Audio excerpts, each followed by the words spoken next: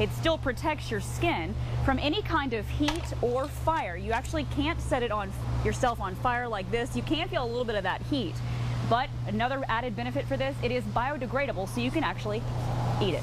And you have dark tinted windows like this. You can always use a flashlight to see inside the back seat. One of the more interactive setups is axe throwing. You can see these trees are almost up to that front door, and there's debris everywhere that's been flying through the air earlier this evening when that tornado touched down. Now we're talking whole trees, big trees here that have been uprooted completely. Greenhow had to be arraigned in Tennessee and extradited back to Texas. That's why it took so long. Now, he arrived just a few hours ago here in the Sally Port at the Van Zandt County Sheriff's Office. When crews resurface a roadway, they start off with a base layer like these rocks, and they add in the seal coat, which is a very sticky substance. It's like the glue that holds it all together. Well, Justin, Marissa Carey was leaving the airport. She says she just got to these secure doors right here when her daughter sat down behind her. She pushed her bags through the doors, then went back to grab her daughter. But TSA says once you leave, there's no going back. A happy, laughing 2-year-old girl, Marissa Carey says this is a far cry from how Sadie reacted Tuesday. Hey, show them how the horses trot. The two were coming home from Catalina Island. She woke Sadie up to get off the plane, making it just in front of TSA workers before the tired tot stopped. Between trying to carry a 32-pound child, you know, that didn't want to walk anymore and carry all those bags, it just made for too much for a mom. Carey says that's when she opened the doors just enough to push her bags outside to her husband. The big TSA guy gets right in my face and is saying, "This is going to be a breach of security. It's going to be a breach of security. Stop." Carey says Sadie was just 10 feet away. And at that point, everybody else from the plane had gotten off and was standing there in as much disbelief as I was that he wasn't letting me take those couple steps. She says another woman had to bring her daughter to her. In a statement from TSA, quote, security protocol and the safety of the traveling public require that once someone leaves the secure area of the airport and enters the non-secure side, they can no longer return to the secure side unless they go through the screening process at the checkpoint. Something Carey says shouldn't have been such a problem to pick up a crying child and keep moving.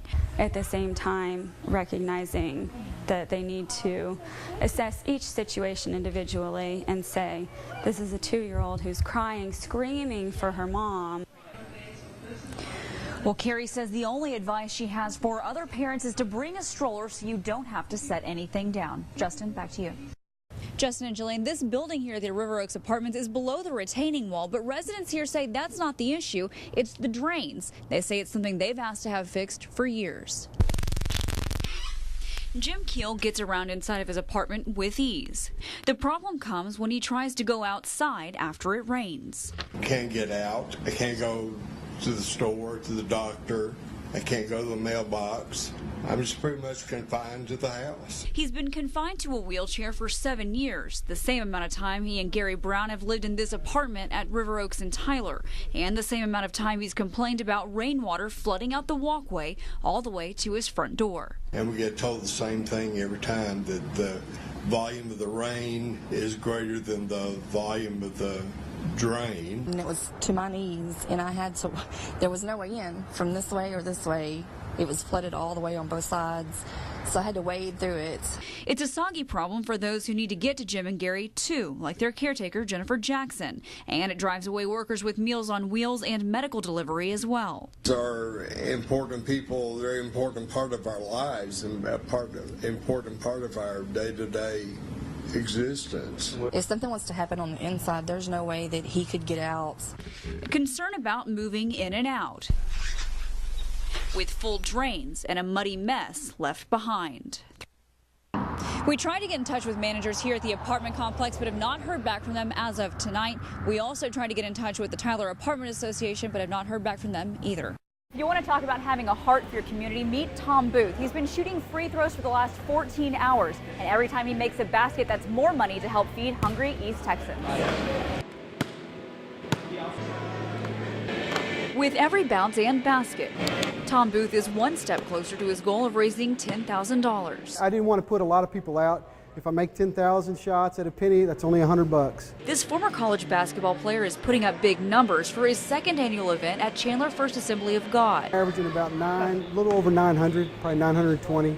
It's a 24-hour mission to help God's Open Hands Food Bank. People are just struggling to get by, and food is a necessity that we all need. Mark Folks got involved. How you feeling, Tom?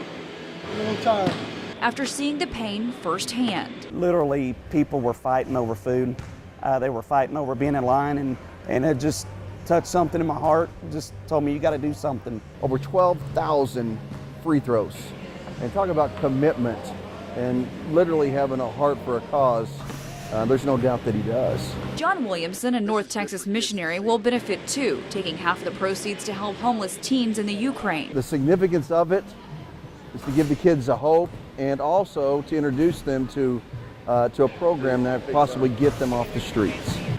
A few changes this year to ease some discomfort for Tom. Ball catchers. Think about how many shots I took. I caught that many balls coming back at me, and my hands hurt for weeks. Plus a little break at the spa, before heading back out to the court to help thousands with a flick of the wrist. Whatever pain it happens in the next 24 hours, it's temporary compared to what these people go through day in and day out. And, I just want to do my small part. Well, Tom still has 10 more hours of free throws, and you still have a shot at helping a community here in East Texas and halfway around the world. In Chandler, Henderson County, Jennifer Heathcock, KYTX, CBS 19 News.